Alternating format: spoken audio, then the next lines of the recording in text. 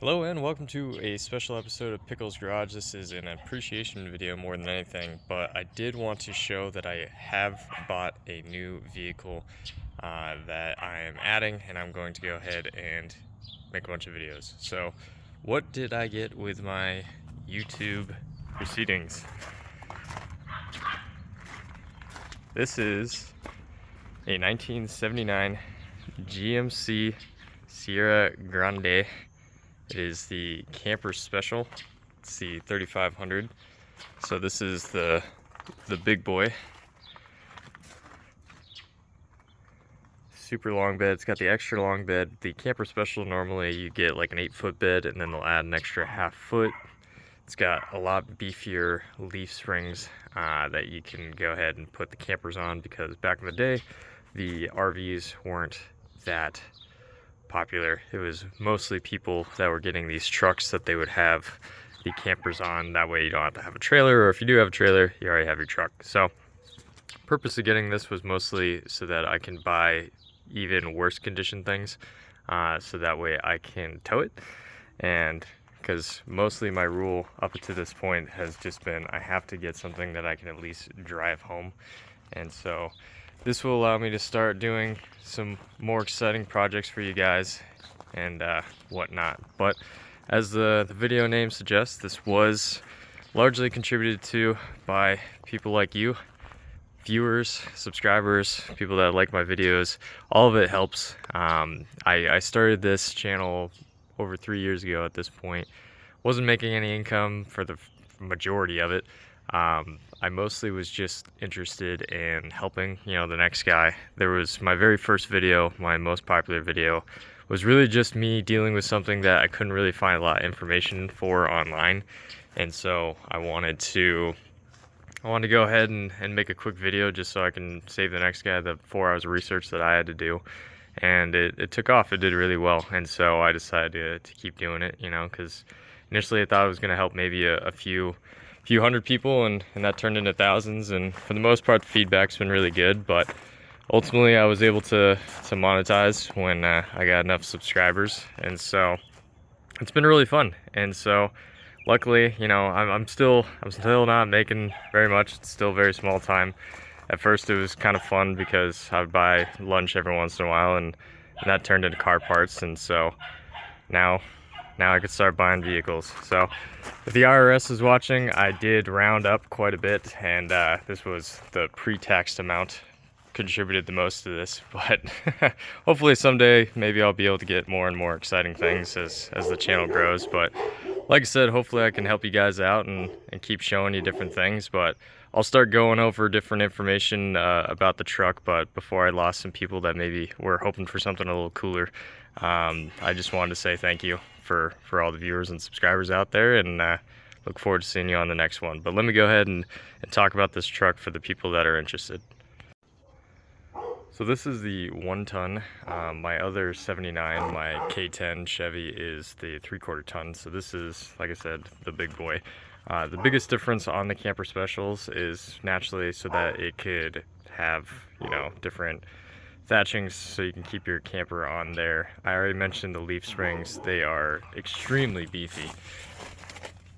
So a whole lot of extra leaf, and then you have your shock absorbers and all kinds of stuff. So significantly more than you'd see on a normal truck, and that's just to deal with the added weight.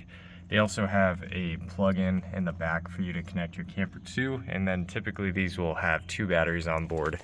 That way you can have your onboard battery for the camper, and you don't have to worry about the longer stays. Other than that, badging, as mentioned, I think camper specials, they're pretty cool, but this is definitely a sort of like cult classic sort of thing. I think for the most part these were cheaper than you would find maybe a short bed or just even your standard edition version, just because, one, leaf springs sometimes, that causes more of a stiff ride, so maybe people aren't as interested in those. Also, a lot of these will deal with a lot of wear in the bed, just because it's kind of like buying a used dump truck, right? Like, a lot of people are going to put a lot of weight back there. It's a lot of wear on the body in general. So these are usually a little bit cheaper than your average. But I will say the flip side of this is, and it is a gamble, trust me, it is a gamble, but think about how often a lot of people will use RVs that they own. You know, and typically you're putting maybe like 1,000 miles at a time on it, but you're only doing that like once or so a year. So if you can get fortunate enough, sometimes these are actually in very decent condition, just because like they were exclusively used whenever they wanted to go camping, right? And so I'm going to venture the guess that this is a similar situation that I just described, and the reason for that is because the interior is pretty immaculate.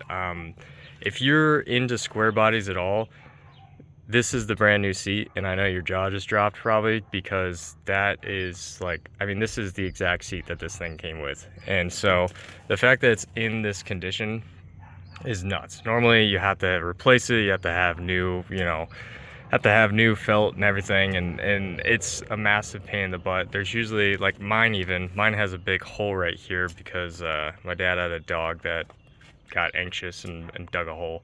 But usually these are completely torn up. So the fact that the seat's in as good of a condition as it is, you'll see the seatbelt's still messed up a little bit. I think this mostly was just because this was plastic at this year.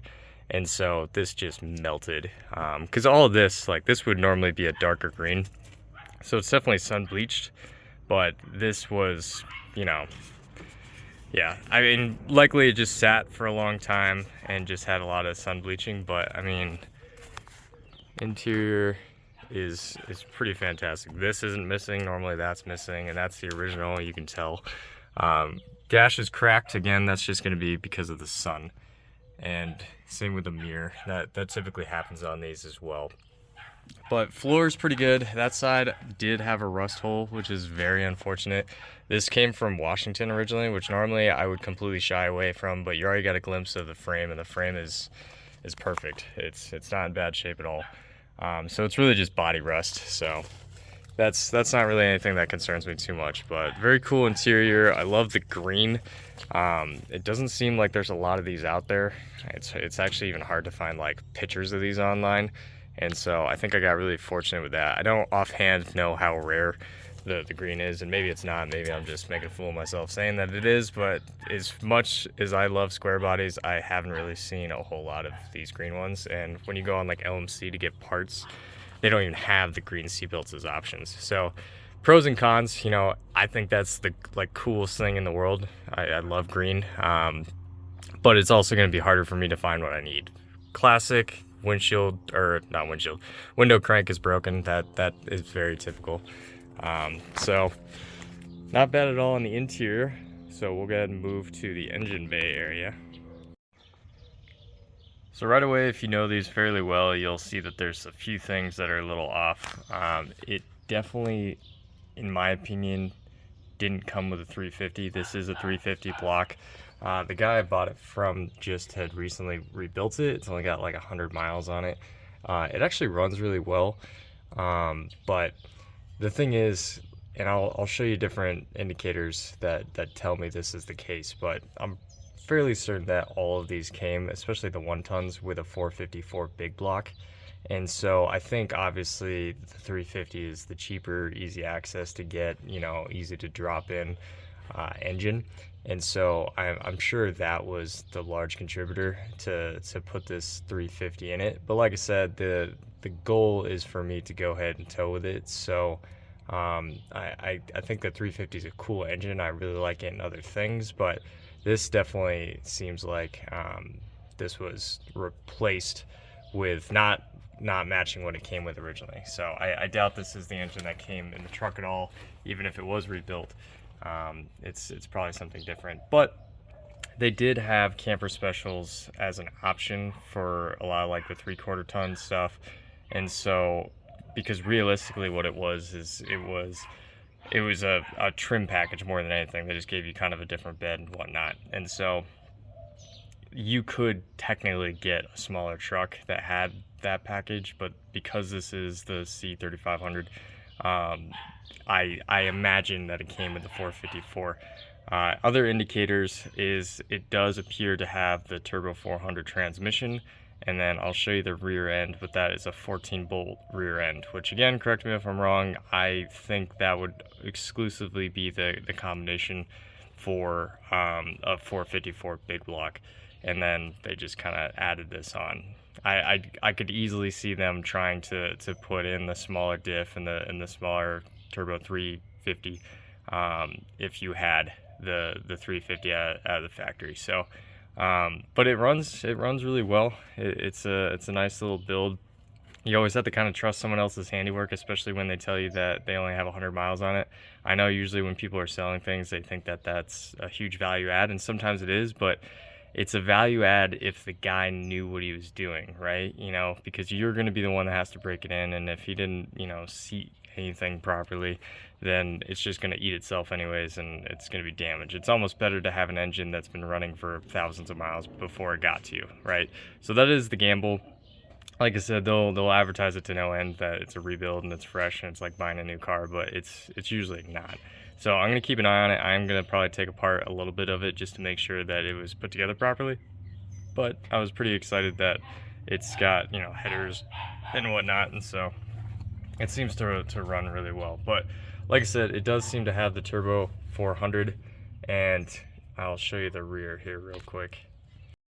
And then also, before I head to the rear, I did get new mirrors here. This had the really big tow mirror, so I'm gonna go ahead and get some new ones put on. Well, new, I got them from the junkyard, but they'll come out real far, so I think those are pretty cool. But this is the C 3500, so if it was a K, then it would have the 4-wheel drive. This just has 2-wheel drive, which is more than enough for my needs. But essentially the reason why they're a little harder to find just as this is basically a dually, just without the flared arches and the extra wheel. But this is basically the same spec, everything else, just the camper special, of course. But if you got a dually that was the 3500, it would basically be the same thing, just with the extra wheel.